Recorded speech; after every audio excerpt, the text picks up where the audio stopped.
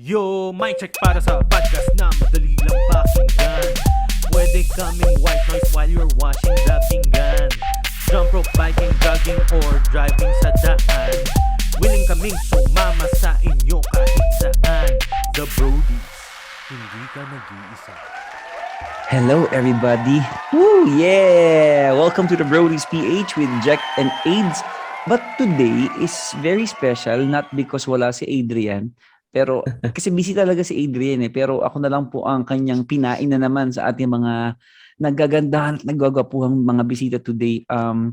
Before I introduce our guests for today, I'd like to let you know that The Brodies is a podcast na madali lang pong lunukin. Pwede niyo siyang pakinggan while driving, sa traffic, nagji-gym kayo, pwede din. At habang ginagawa niyo yung walang katapusang labada. Yan.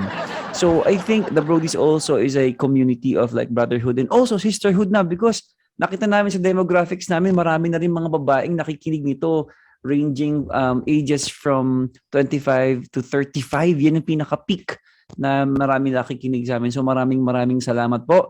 We're having a series break right now. That's why this episode is very special. This is pinamagat ng PK's Life Revealed. Hanep, talagang may mga i-reveal talaga tayo dito. Kaya ito yung mga special guest nating mga tinawag ngayong araw na to. What is PK? Pastor's Kid po. Yan. So kung wala pa po kayo nakikilalang Pastor's Kid, at kung meron naman po, I think meron na kayong idea about our topic for today. So huwag na nating patagalin pa. Pakilala natin yung mga guests natin. Mga guest, igalaw niyo po yung baso. Say hi naman, Mark and Rachel. Hi, hello. Magandang day. Magandang day. Kindly introduce yourself quickly. All right, go ahead, Rach. Hi, I'm Rachel Escosar-Arellano. I'm currently young professional. Young pa ba? Professional na lang. But yeah, I work as a comms admin. Wala na akong masabi tungkol sa sarili ko. It's okay. Young pa rin naman. Young pro pa din. Grabe ka. Anyway, go Mark. Oh, 1 year Yes, married. Include that to your resume. Ay, oo nga. 1 year married. Yeah. Yon. So I'm Mark Muleta from Every Nation Campus UBLOT. Shout out sa mga campus missionaries na sisendan ko ng link ng podcast na to. Ito na yon. Binati ko na kayo. I've been a pastor's kid for as long as I was alive, and right now I'm doing ministry in UBLOT. Tapos I've been married also for a year and almost 5 months. So to my lovely wife Bianca. So shout out din sila. Yun. Hanep, alam mo, I'm happy with this episode. And I'm also like sad because nakakatanda tong episode na to. Remember, Rachel, I just hosted your debut. And then you're married now. Nakaka-enes. Tapos si Mark, nakita ko lang siya sa Ignite, nag-preach as a young, ano ka pa nun para kang, ano ka pa nun, langgam. ang payat-payat mo nun. Ngayon matabang langgam na ko. Matabang langgam na. Uy, wala akong sinabi. It came from you. It's not okay. from... the smile on your face lets me know that you're saying that. Thank you so much, Mark and Rachel. So, okay, let's dive into our first segment. Our first segment is the detour. It's a topic before the topic because our topic is very special right now. Itong topic natin ngayon, I think we discussed it also with the previous podcast, but I also want to hear from you guys because naglabas yung Philippine Index or Southeast Asia Index about the cost of living here in the Philippines. There in the Philippines. Specifically, sa Metropolitan Manila, how much should you be earning to have a semi-comfortable life? You get me? As a single person, a married person, and a person with one kid. Do you have something in mind like a comfortable, semi-comfortable life to na sweldo for you to parang livable sa Metropolitan Manila? Tingin nyo magkano? In dollars tayo para alam nila. Guess.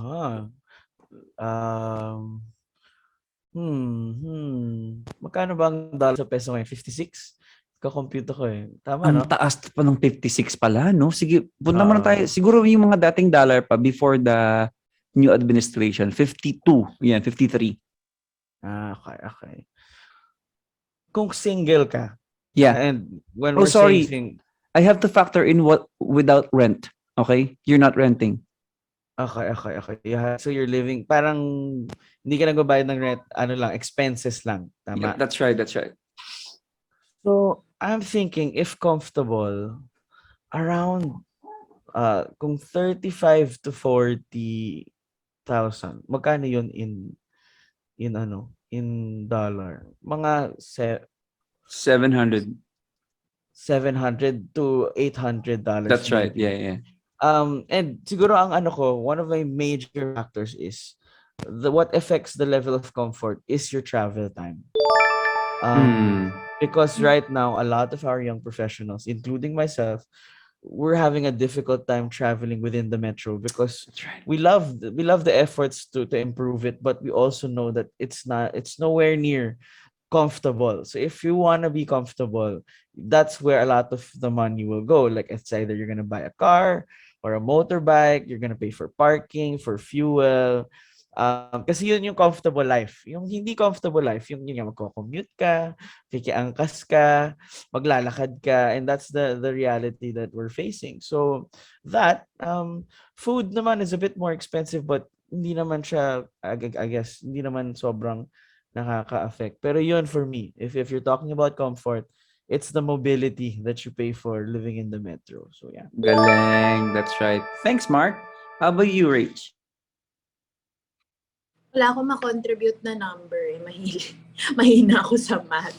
Pero agree also. I think kami kasi we have a car. So, yung expenses namin, not including rent. Parang there's so many factors to it. No? So, I can't really give like a certain number. But there are things that you have to consider like, yung car nga, yung gas, yung pag-maintenance ng car, renewal of, ano ba yun? Registration, di ba? Registration, your license. Oh, Then you no. have internet. Hybrid na. Di ba? Hybrid na lahat. Like everyone's either working from home or going to work. So you have to have pretty stable internet. So that's costal. So, yun. Tapos yung mga basics, mga water, electricity, groceries, ganon.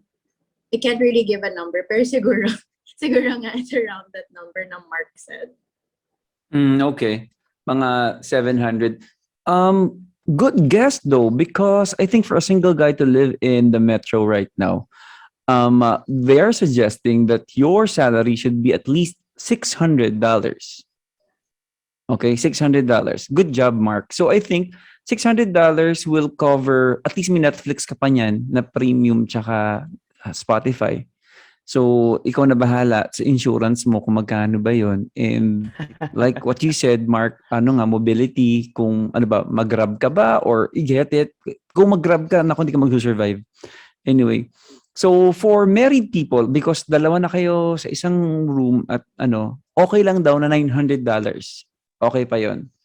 And above, below that, you have to think twice. Parang ganun. So, I think I really like this yung nilabas nilang parang suggested or parang parang margin para mapapaisip ka kung single ka ngayon and yung sweldo mo not there yet. Mapapaisip ka, 'di ba? So tapos kapag yung single ka naman mas mataas naman yung sweldo mo, di good job at mag-ipon ka at mag-save at invest ka. So there. Thank you for your thoughts, guys. I think magbe-benefit din yung mga ibang taong makikinig dito, lalo na yung mga single guys na nakikinig sa atin. All right. So let's jump to our topic for today. There you go. There. Kaya ako kayo na-imbita. Kaya ako yung napatawag ngayong araw na to dahil sa ating meeting di advance. Anyway, so ang sabi ng PK's life revealed. Meron ba talagang i-reveal sa Pastor's Kids life? Para namang nakahayag naman lahat. Pero I think yun yung perspective ko. Pero most of our listeners are asking about well, one or two ask about pastor's kids' life and all that. So I think we can start by, yeah, sinagutan ni Mark, how long have you been a pastor's kid? Since the very beginning. Also, you, Yeah, Rach, di kasi ba? Yes, since birth. Ay, It, hindi. 1 month after birth. After kid. parang nahiya ka pa eh, na parang it will make a difference, huge difference. yeah, tsaka Jack, meron na kasing bagong ano ngayon eh. Not naman bago, but parang midterm pastor's kid. Ibig sabihin yung parents mo worked outside and you were living a life with your parents working outside of ministry. And then they receive the call to be a pastor in the middle of your life. So mayroon ng Ah, midterm. Oo, so oo. may finals din, ganun. Kasi medyo parang nasa 60s na yung parents nila nung nag-receive ng call. So finals na. Posible, but I've never met anyone like that. Papunta pa lang tayo sa exhausting part. Yeah. Ay, Anyway, nako, so yes. we're here, Rach and Mark, to discuss about your life basically. Since you're telling me now, since most of your life, I mean, your whole life, you've been a pastor's kid. So we're gonna debunk some issues and concerns, and we're also here to also educate and to let them know what's really the life is, di ba? Malay mo, convince ko yung tatay ko magpastor siya, di ba? Dahil gusto ko pala maging pastor's kid. So there. So I think, ano lang tayo, very mild lang. First question, expectations. Very mild lang. If you cannot see them, guys, they're rolling. I'm dead. Okay, expectations. Like, kasi di ba, uy, pastor's kid. Mga nako, mga, ano, lapagan na ng mga last name. Oh, Mark Muleta, Rachel Escosar-Arellano, lapagan na ng last name. So, ano bang mga expectations? Yan.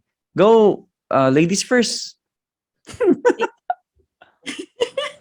Ano ba?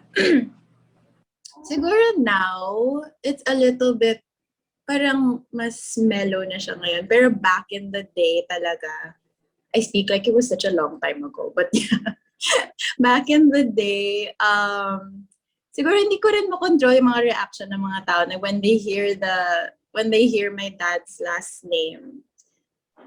Siguro back then, they kind of like, the expectation is like, uy, mabait yun, uy, ano yun, parang laging perfect attendance yan sa kids' church, worship leader yun, or usher, or tech, or something. Basta active siya, volunteer, or something.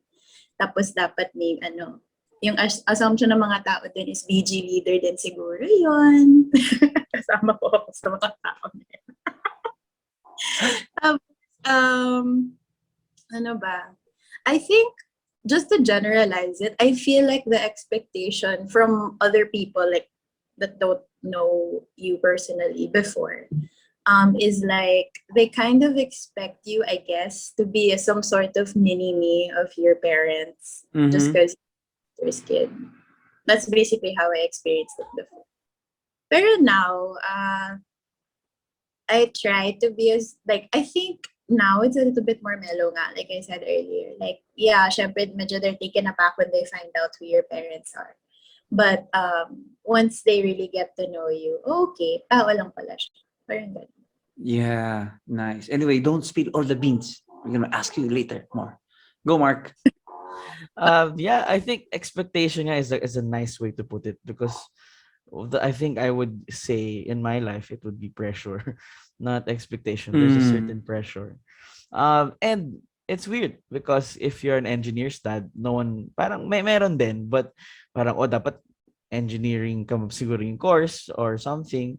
So pagdating sa pastors, parang may ganun ding onting, so magpapastor ka din. Diba? Parang may ganung mindset. At may halo ka wherever you go. Yes.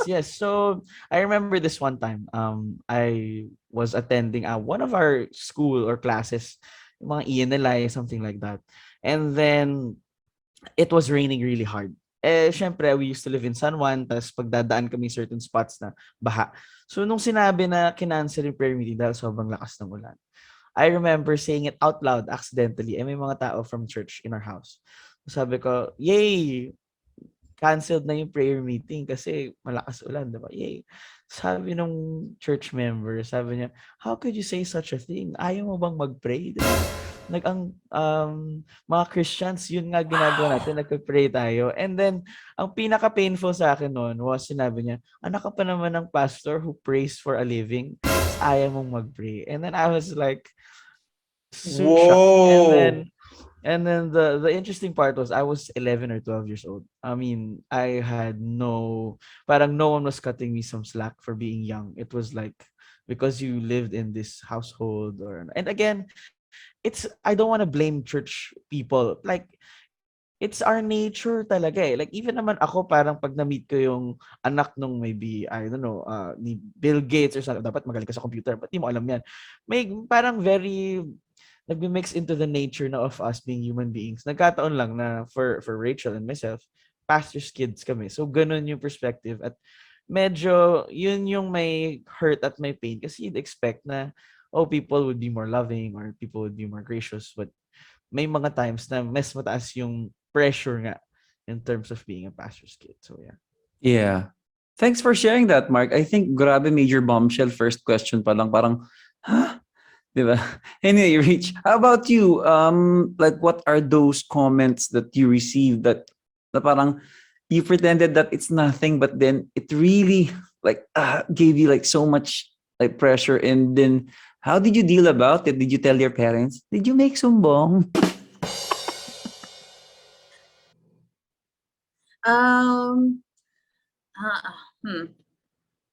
I don't have like an experience yung parang kay Mark, yung parang na taken aback ka because someone presumed na you should be a certain way or made a comment na parang ganon. Ano ba? Is it mainly on comments from people lang, like assuming that you should be a certain way, kind of like Mark's? Yeah, something like that. Or something that parang in stereotype, yun nga, parang dapat ganito ka eh, pero hindi ka ganito. Parang dapat straight A's ka lagi. But what happened? Tapos, or ito na lang, Rach, ang aga magpakasal, ano ba yan? May boyfriend agad. Lusot na ako sa marriage na yun since may nauna na sa akin na PKs. Yes. So, thank you na lang sa mga nauna na. At sorry din. For me, I think, okay, there was, how many? There are two instances that come to the top of my mind when I think of that. One is from when I was a kid pa. I remember it was a long time ago. I was still like a kids' church volunteer. And then, you know how we have like church members that like actively volunteer. So wala naman silang like out on Sundays, they're another role. But I mean, on the weekdays, they have a different role. But on Sundays, they're volunteers in the church. So I won't banggit na lang which location this was. Actually.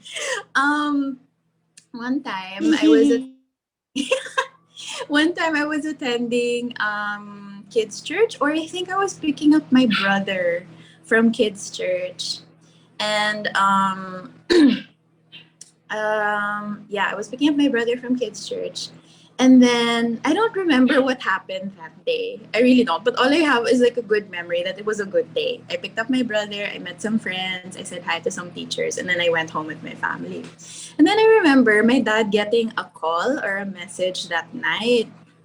And then the message or call, someone told him like, Pastor June, I just wanted to report to you that upon picking up your son this morning, Rachel made a face at one of the volunteer teachers. And it was so like, I was telling my dad, I really don't remember making a face at anyone. And if anything, why would they do that? I have better things to do. Why would I make faces at people? He was like, okay, so you didn't intend naman to, you didn't do what the things that this person is telling you. I'm like, no, Dad, I didn't make a face at anybody. Like, I genuinely have no memory. So that's one. Parang judge ka na just because of how your face reacts towards certain things. Another instance I can remember is that Siguro high school ako. I was out with a friend for lunch, and this person just so happened to be the opposite gender. Okay. Yeah. And then somebody from church saw me and this guy friend together. We were just having lunch, like a casual, like hangout tayo, like lunch. Walang anything, walang mali siya. And then while we're having lunch, I get a call from my dad or my mom, one of them. And then they said, "Hi, where are you?" I'm like, "I'm in like this place, this mall." "Why? What's up?" And then they're like, "Okay, because I got a text message from someone that you're on a date now." I'm like, "Huh?" Wow. Like, I'm not on a date. I'm just hanging out with the friends. Binanggit ko pa yung pangalan ng friend ko. We're just doing this. We're talking. We're catching up because we haven't hung out in a while. He's like, okay, okay. Sige. Thanks for clarifying. Ganyan. So, my dad trusts me naman. Pero at that time, I was like, ever since then, parang praning na ako with how my face reacts Um, situations, or praning na ako who I hang out with. I always have to bring another girl with me para hindi ako masuspect na parang I'm dating somebody or something. So, I was like, okay. So, yeah. Parang I started developing yung vigilant na vigilant. tama ba yung grammar ko? Mga ganun. Pastor So, June, daughter Pastor Jun, grammar.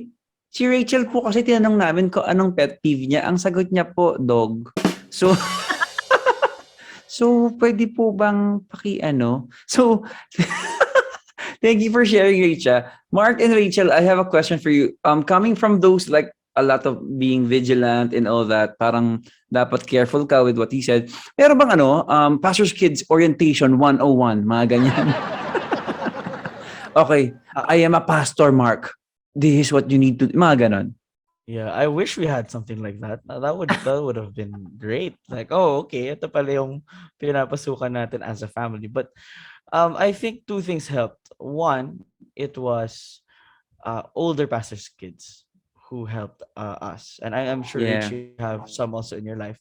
For me, it was Pastor Joe. For me, it was uh one of my good friends who recently just passed away, si Joe Henson, helped me also Oh, because he yeah. was an older batch of pastors' kid. So parang sila yung mga tumulong sa amin.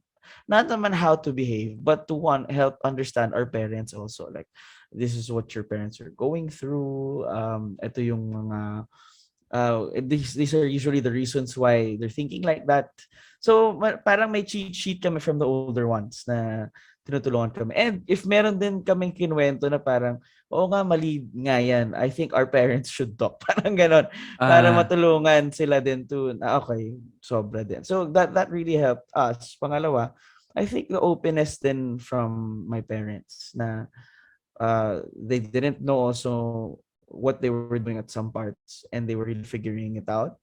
And then some parts were intentional but didn't, parang they wanted to execute it more lovingly, but they weren't able to. So very humble naman yung parents din namin. I think I won't speak for praise Richard's parents, but God. I know Yeah. Pastor June is very, very humble also. Kaya that helped us at least now that we're adults. But we're not saying Mm. that the journey was like sobrang dali or ano, but those were the two things that parang yun yung pinaka-orientation namin. Older pastors' kids and our parents communicating with each other. No? Paano ba tong anak ko kasi ganito siya? Parang ganyan. So that's what helped. Mm.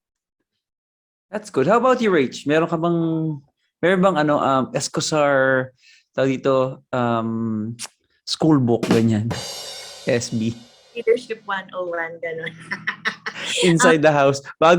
Mark, bago pa pala i-roll out yung L113 sa atin, sa kanila muna ni JD. Is this working, Rachel, JD? Okay, let's make it. Oh no. Every day, 9 a.m., Leadership 101. Just kidding. Pero he did that one time. Oh no. Ayun. May leadership class. Pero helpful naman siya. For me naman, I think mine is more heavy on my, more on support from my parents mostly. Parang, I really appreciate Yeah. that my parents space na parang kinakausap ko, they'd be like, sometimes there's gonna be people that will expect strange things from you. But yun, so they were just orient, I guess, kind of, me and my brother a little bit. Like, this is kind of what people will expect from you. So be careful lang, like how you react, like yung phone call, like how you react, be mindful lang, but not in a way na parang vigilant ka, yung parang kang nagtatagon ng crime or something. But yeah, parang they just asked me to, try to be patient with people na lang, ganon, because they have their weird expectations. Yeah. But yeah, they safe space also na pwede ko sila kausapin if I have mga experiences like that. Good. Thank you. But was there a time that because of your last names, because of your like dad's work and dad's contribution in the ministry in the church, that people gave you a hard time? Like in L113 or in kids church, you should memorize 2 more verses, something like that, or whatever. You have to like pumila ka again, something like that. So, alam mo yun, may mga ganong klaseng, I mean, we cannot blame them, di ba? So, go Mark. Siguro a little bit of both, pero more ako personally ang experience ko, they gave me an easier way than others. Yun yung mga naalala ko, parang alam mo na tong scripture naman na to, for sure sinabi na sa ito ng dad mo, parang ganyan. Or matagal ka naman ng Christian, so we'll give you a free pass for certain things. Although I did experience yun, kung kunyari na pag like when I moved to UBEL 2017 as a young professional, I was a ministry or campus missionary intern because I wanted to be a campus missionary. This time around, I had a harder route, I guess I would say, compared to my contemporaries, because some of them loved me completely, but they also said, tignan nga natin kung Christian nga talaga. Tignan nga natin, baka nadala lang ng pangalan dahil pastor's kid siya. So, which I really appreciated. Don't get me wrong. I really loved that part of it because alam ko na they were treating me properly. It wasn't like, yun nga, there are moments kasi where you get a free pass when you're not supposed to. Parang, yun nga, what you were saying, baliktad. Yung, wag na kayong pumila. Anak naman kayo ni pastor. Ganito. I'm like, no. I want to line up. I don't want the free stuff. I want, parang, I don't want to have that exclusive feels of this. And my dad would guard us din naman as, hey, when we get there, there's a tendency for people to give you free stuff or to give you parang you have to be mindful that they're doing it because they heard from God and not because you're our children. And that's nice. They have a difficult time turning you down kasi anak ka namin. And kunyari, they're part of our group and we love them and we give our lives to them. The tendency is if you ask or make your needs known, baka ma-pressure sila into meeting that because their friends nga or we're discipling them. Like I remember one time, super weird story. I was in Victory Ortigas pa, Rach. I'm sure you remember the escalators going up, diba? Tapos I was craving for ice cream. You know how you're a kid and you like ice cream, and there was this Dairy Queen kasi that recently just opened. Sorry, promotion ba yan? But one of the church members just bought one. And my parents told me, anak, we're not gonna buy ice cream today. You have to watch out. Ang dami mo ng sweets this week. We're not gonna buy. And so, alam mo, nakasalubong namin sila. And this church member was mga two spoonfuls into the ice cream na. Tapos, nakasalubong yung parents ko. They started talking. Nakatingin lang ako dun sa ice cream. And then the person's like, gusto mo? Kasi parang, alam mo yung batang nakatitig dun sa ice cream. And I took the cup. I literally took the cup. Thank you. And I got it. Wow.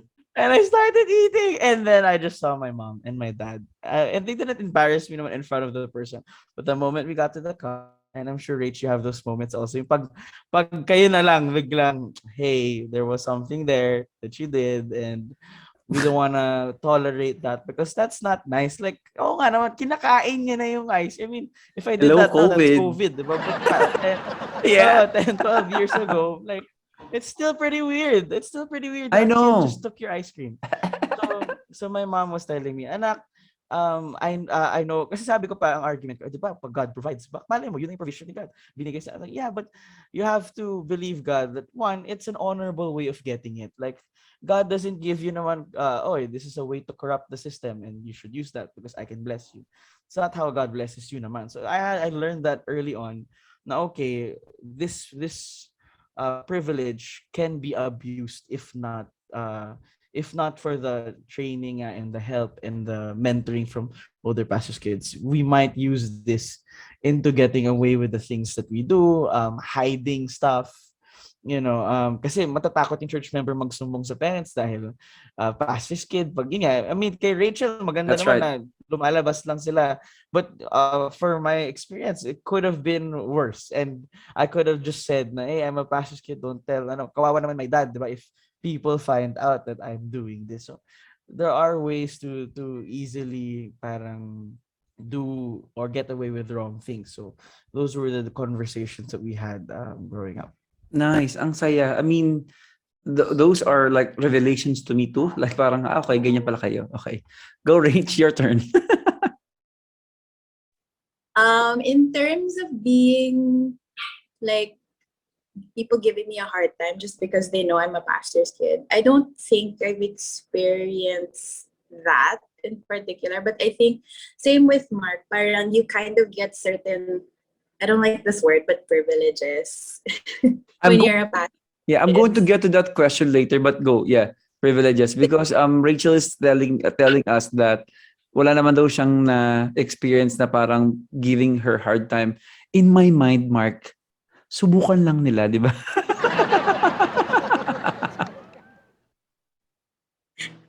Subukan nila, sige. Ayun. Pero push pa rin yung ano. Okay lang yun. Yes, Tuloy yes, ko rin yes. yung ano sa Yeah, sure. Yun. I didn't really have a hard time naman. More of like, we were given special privileges because of who our parents are, I guess. Same naman din with Mark in a sense na our parents would, prep us.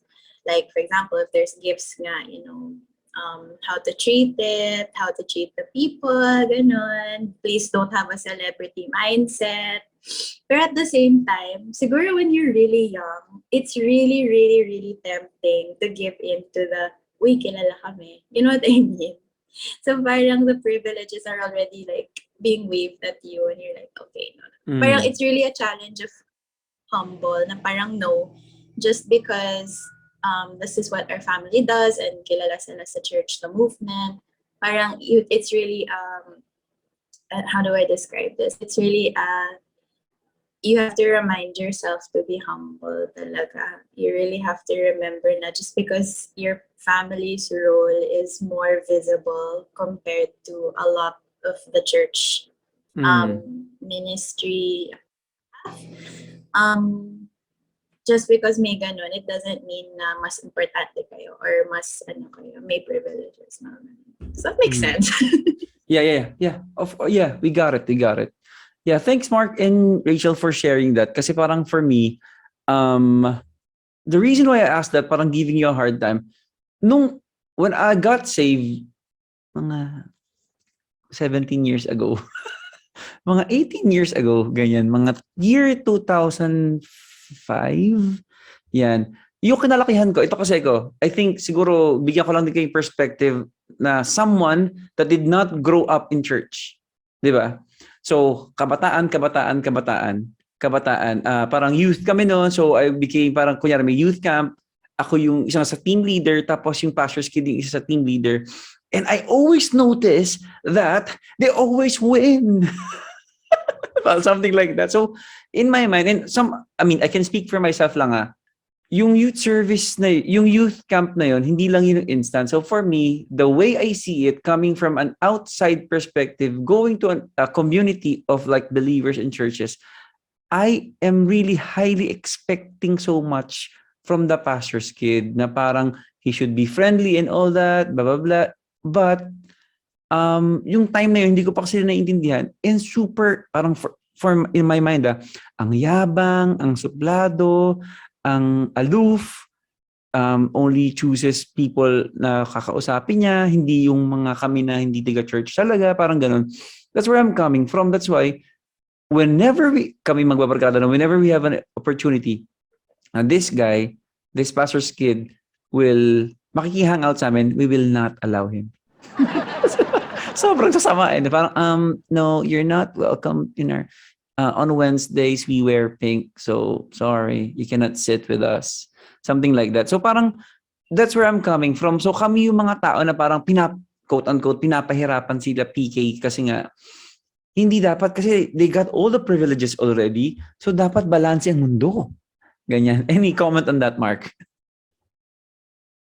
Absolutely. I felt that, I've done that. And kahit din sa mga pastors kids, meron din kasing ibang pastors kids na parang, ba't nila ginagawa yun? Kami nga, we don't do that. Tapos they do that. Parang may ganun kami minsan. When I was younger and really didn't understand what was happening. So, bakit si Kwan may tattoo? Kami bawal mag-tattoo. Yes. yeah. And maganda na may explanation ng parents ko na parang, this is where God has called our family to be. And we're not hating on other families who have different standards and That's right. for us, this is what God has called us to be your parents, how to help you and how to raise you. And very, kumbaga, spiritual naman, hindi lang kami nagpapaka-OA. Although, there are moments din na medyo okay and aminado din sila na, sorry anak, ito talaga kasi yung fear ko growing up. Kaya, that's right. hindi kita mapayagan. Like, parang hindi na to biblical. Fear ko lang to. But yeah, I agree with that, Jake. Madaming times either kami nga mismo or nangyayari sa amin na which is a little bit unfair, but now that I'm older, I understand. Like, we can't shake off, with the privilege comes pressure. You can't shake that off. Like, yes, you get other stuff, but also there is also a tendency na extremes talaga. Yung oy, yan yung tinuro nung tatay mo nung Sunday, ba't di mo yan ginagawa? Yeah, yung mga ganon. Totoo naman. So yeah, along with the blessing of yun yan, getting access to the messages, resources, spiritual resources, talking to people, yung mga guests, kunyari may guest service, tapos dahil ikaw yung anak ng pastor, kunyari dumalaw si City Point nung bata kami, we get to talk to them because our parents are the pastors. But along with that, there is that crippling, I could say, because I have some of my batchmates or pastors kids who really didn't have a good time and parang parang sinusumpa nila na dun sila. And again, my heart goes out for them because unfair nga naman. And they are the following. Just kidding. I'd like to give a shout out to pag nabanggit kayo, pasensya na po. Joke lang. Uy, grabe yun. No, joke lang talaga yun. Totally joke. Yep. Yeah. Anyway, so I think we're talking about the pressure sa labas, but was there a pressure inside the house that you have to be, may bibisita ha, like what you said, City Point will be arriving, or a pastor from other countries, especially you with you, Rachel, you have to be in the house. You have to wear your hair this way, something like that. I mean, I'm just being OA, pero I mean, you get me, right? So how about you, Rach? There's a visiting pastor that your dad is hosting dinner with the family. What are the expectations? Or was there a pressure, parang ganun? Expectations. I wouldn't say expectations. Siguro more of training. Yung naghanap. Training na naman. Yan na naman. Ano naman to? Tawag ito VL, hindi ano to? ENS, Mark. ENS to nakakainis. Okay, go ahead. Ayun. So, thankfully, yung tone na ginamit niya is parang, you should be like this, like this, like this, like this. It's more of like, Rachel, when we host people, this is how, same as what Mark said, his parents would be like, this is what our family is called to. So medyo may expectation talaga. So he said, I remember one time my mom was telling me na, pastor, let's say, a certain pastor na kilala ng lahat sa movement is coming for dinner tomorrow. Try your best if you can to engage in conversation. Try to be participative in the conversation. Yung parang they would train me how to converse with like the pastor, and if they have kids, yung mga pastor's kids, yun. Yun lang naman. Just try to be a good host. Try to make them feel welcome. That's more of Yeah. what they would expect from you. That's Yeah. right. And grabe, I appreciate the fact na may explanation tsaka yung parang hindi siya parang do this, do this, do this, do this. But this is how, if you're going to host someone, if you're going to this, ganito talaga in a normal, whether pastor ka o hindi. I mean, Oo. di ba? Ito talaga yung normal na na ginagawa ng mga tao. Parang ganon. It's just that this is our calling. So, something like that. So, parang tailor fit din with how we host the people in that setting, right? So, I think we have to talk about also the other side of the coin. Doon naman tayo sa lighter part, di ba? Yung parang what are the, I won't say privileges, but what are the, yung mga naka-package deal when it comes to yung mga positive naman when it comes to growing up in a pastor's household family. Go. Yeah. I'll start off. One of the things that I really appreciated is the good deposit of God's word talaga in my life. I mean, bata ka pa lang, you would have yung bedtime stories niya about Peter fishing. And then bata ka pa lang, meron ng fishers of men mindset How in old grade were you back then when they started reading to you? 2, 3, ganyan. Oh, nice. The earliest talaga. And it wasn't like indoctrination eh. It wasn't like, hey, we're Christians. My dad would really do the puppets and yung parang nagkataon na Wow. the Bible stories yung ginagamit na rather than other things. But that's one of the things that I can honestly say when I got older, when things got real, when college was crushing me, when temptations were there, I was so grateful na merong deposit. And dalawa kasi either, yun nga, lumaki ka as a pastor's kid na sobrang nasa church ka, or lumaki ka as a pastor's kid na you really explored out there. And either way is a journey talaga that you go through. And with both of it having the same level of struggles and whatever. My brother kasi, siya yung nag-explore sa labas. And now that he's older, alam niya din at masasabi niya out loud na grabe yung deposit sa atin nung bata tayo. Yeah, let's go, Enabled me to James. either get out of a situation that I got myself into, or raise my child the best way that I could. And ako din na nasa church, but same thing, like, okay, it's helping me disciple and bring people closer to Jesus. That's right. That's one of the major things that helped me. And at first, especially when you're younger, it feels like a chore. It feels like, why do I have to go with my dad to this? And why is he bringing me to this retreat with no kids? Ganyan. But eventually, when you pay attention, you're like, oh wow, that's actually super meaningful. Oh wow, that's something that I can use. And oh wow, I met this kid there or that person there. And kaya din kami magkakaibigan mga pastors kids. Kasi kami yung mga dinadala eh. Sinasama Yeah. kami to certain things. We get exposed to ministry, and that's why I became friends with Rich and John Daniel. Oh yeah, I've never called him John Daniel na JD na tawag sa kanya. But yeah, that's how we became friends because Oh, we nice. came along. Our parents really parang deposited scriptural stuff, biblical stuff, and that really shaped the way that we viewed other people, ourselves, and how we work today. Amazing. Very good answer. +5 please. Thank you. Go, Rich. For me naman, yung privileges or benefits siguro that I got from being a pastor's kid is parang same sa sinabi ni Mark. Like, for example, if I'm going through something or I have questions sa life that I just want to ask, like, my mom or my dad, when I was still living with them, kasi ibang bahay na yung inuuwian ko. Ayun, when I was still I miss that house too. I'm sure you also. visit nga tayo doon. Correct. Excursion nga tayo. Come on, Mark. Pastor's Kids Retreat. Tapos ako na lang bahala mag-host sa inyo tsaka mag-facilitate. That's so much fun. Ayun. So yung benefits doon is, ayun nga, if I'm going through something or I have questions that I have about like life or something, ang dali lang pumunta sa kabilang kwarto para may access na agad sa pastor. Magtanong That's lang right. theology or mga why did God create blah blah blah blah blah if this yung mga ganun na questions. I'm That's what curious. Was there yeah every question has an answer, Rach? yes every Wow. Mark, goals. Yeah, sa akin din naman may sagot naman lagi pero minsan hindi lang tama. Pero may sagot. Oh, that's right. My dad would sometimes feel anxious na parang, oh, I don't know the answer to that, but I have to give an answer. Parang ganun yung Yeah, I get the it. thing. You But know naman yeah, si Pastor. yeah, well-intentioned naman. And when they make Yes. mistakes, they admit naman, oh, I was just trying to help you there.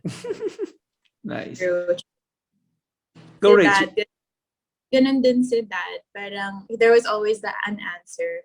But sometimes the answer will be like, let me get back to you. Or mga ganun. Tao din naman din sila. Ayun, I'm really happy naman na as much as possible na, ewan ko, kasi siguro problem solver yung dads natin or something. Like they feel like they always have to give their child an answer. But I appreciate na he's always made that, he always created that environment that na he can be approached anytime if you have questions, mga ganun. I know that's a benefit because some people, if they want to ask him questions, they have to set a schedule with him.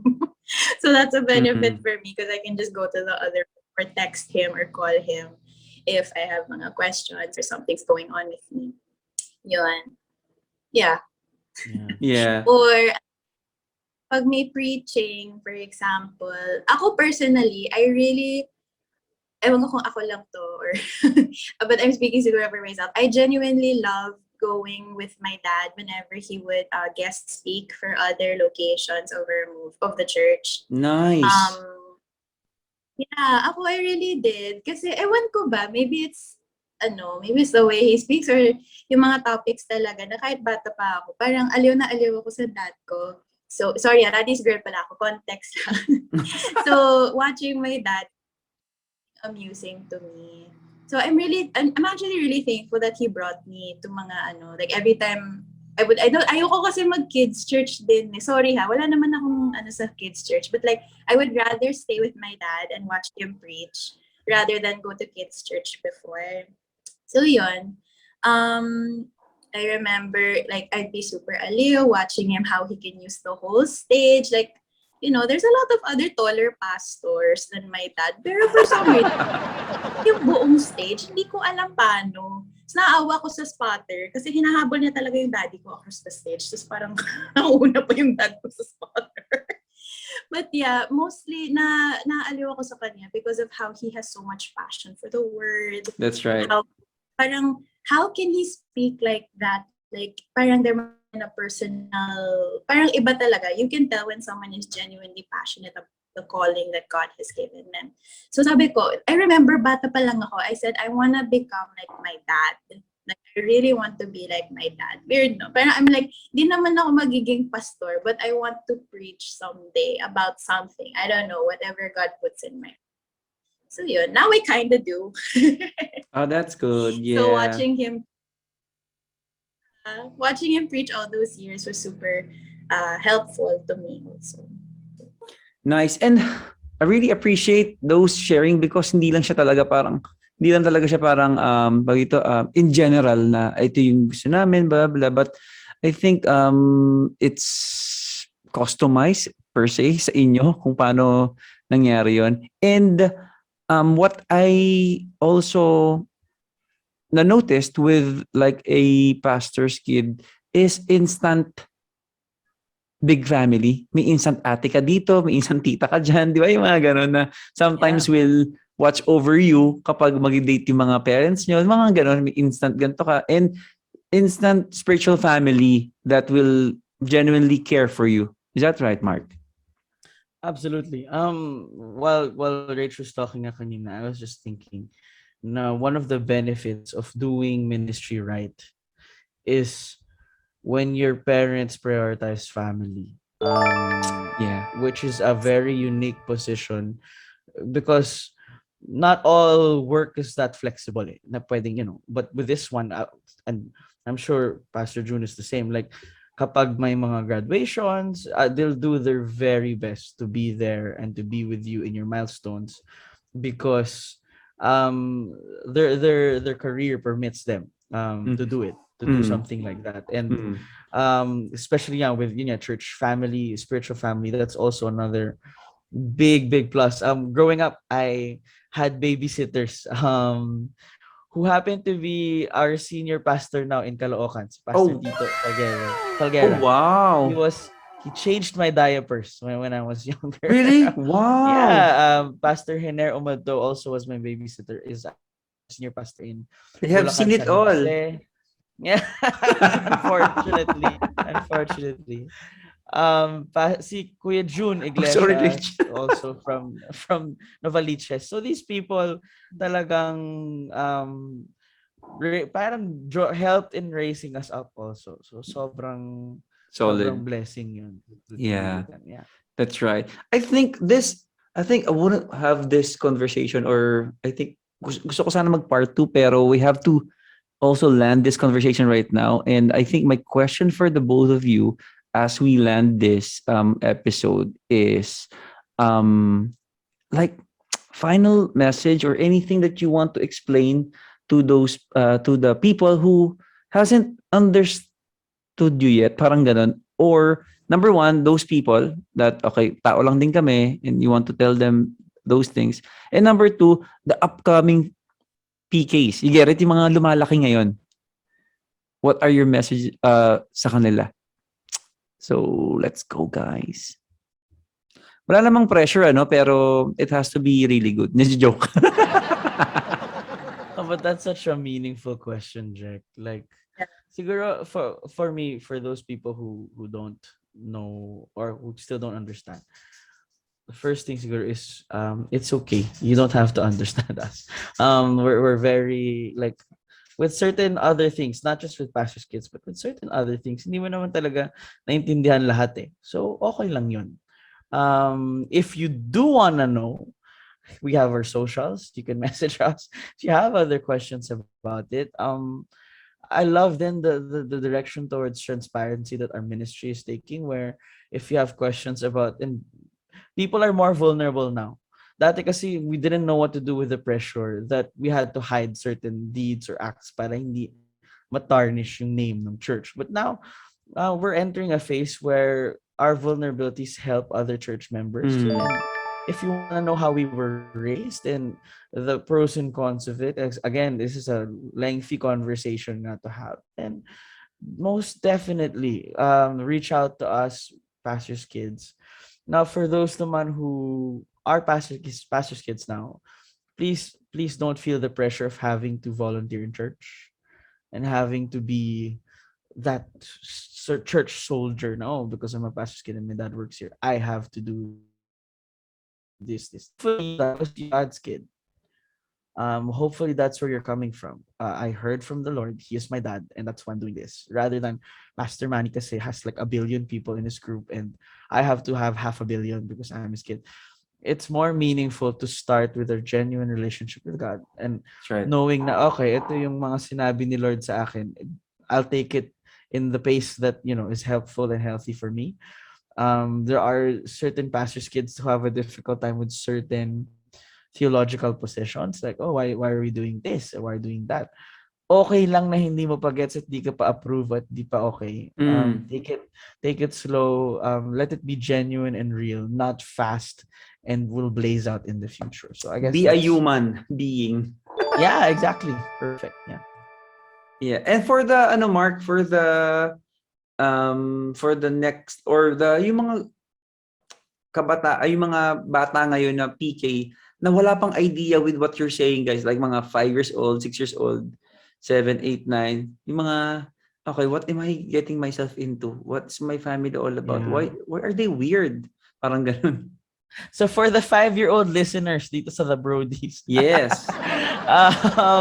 just enjoy. I think a lot of what pressure does is it steals the joy of living. And many times when I wasn't conscious about being a pastor's kid, that's when I enjoyed the most being brought to different retreats, meeting different people, when the pressure was minimized and the freedom to be who God has called me to be was just there. Doon ako sobrang mag-enjoy. So if you're a 5-year-old, Nice. 6-year-old, just enjoy, make mistakes. Feel free to have those awkward conversations with your parents. Mm. Enjoy lang. Yeah. Also, not because weird naman siguro kung papakinggan nila to, no, 5 to 6 years old sila. Siguro yung mga new pastors the new pastors that they have the parang growing kids din, parang ganon. So, what is the parang how to navigate and manage those kapag may anak ka na, alam mo yun, may disciple ka inside your house na lumalaki Yeah. and with your context, right? So, thanks, Mark. Rach, your turn. Ayun. Amen. um, ano yun ulit?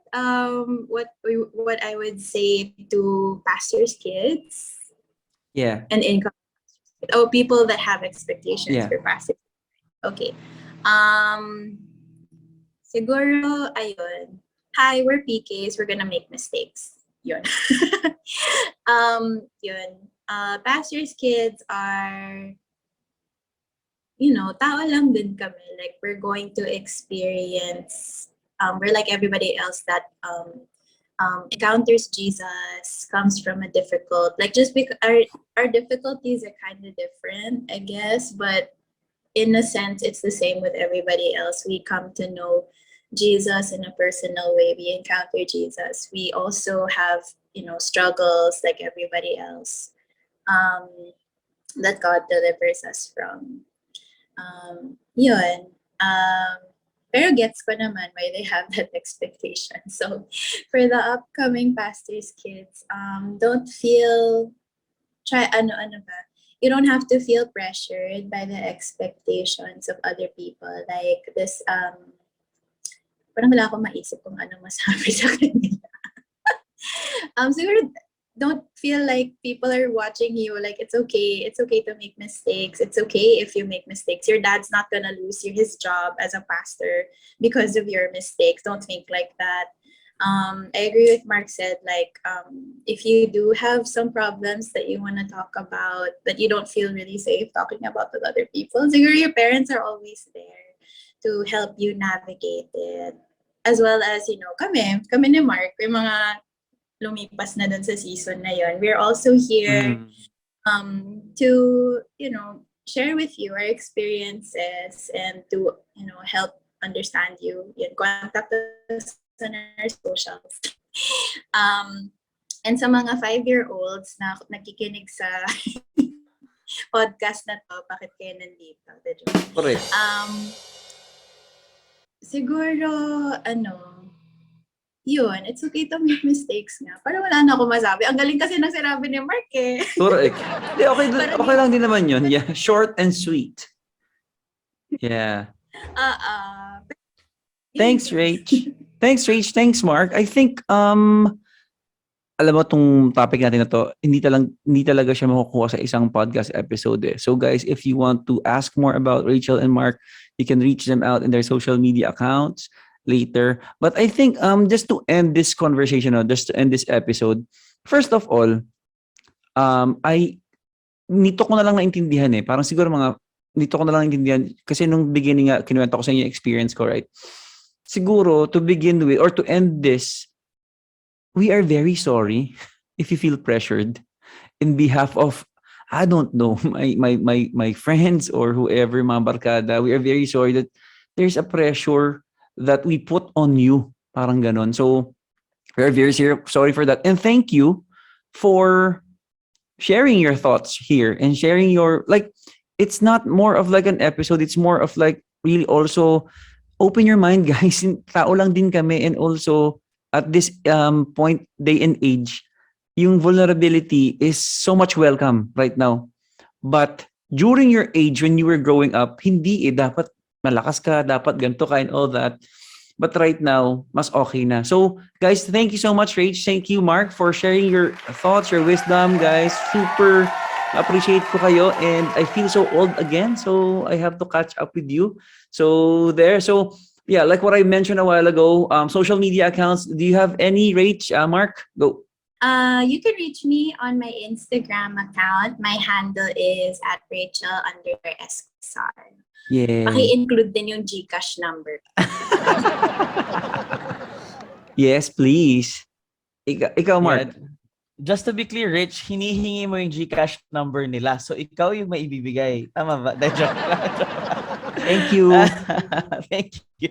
Pinanijek yung unang magsasend ng GCash number Correct. namin. Yun, But 998. seriously, ako, Mark Muleta lang on Instagram, Facebook, question mark ako sa Twitter kasi if you have questions, you ask Ang me. galing naman talaga. Yun lang. Hindi namin Pwede may... rin podcast yun actually, but I feel like Yeah. Yeah, Kaya mo okay, yan, yun- mag-start ka na, Mark. Anyway, thank you so much, Rachel and Mark. And thank you so much, Brodies, for listening to this episode. And if you would like to reach us sa email namin, please no hate mails, pero okay din kasi may mga death threats. Thebrodies.ph at gmail, thebrodies.ph@gmail.com. Okay, so social media handles, I am Jack K. Thank you so much, guys. Bye-bye. bye. Thank you. Yo, mic check para sa podcast na madali lang pakinggan. Pwede kaming white noise while you're washing the pinggan. Jump rope, biking, jogging, or driving sa daan. Willing kaming sumama sa inyo kahit saan. The Brodies, hindi ka nag-iisa.